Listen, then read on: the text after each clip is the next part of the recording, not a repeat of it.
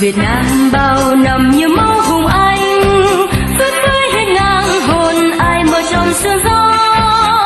Người Việt Nam trên vai chiến đấu ngàn năm, đánh dấu vinh quang lịch sử những trang huy hoàng.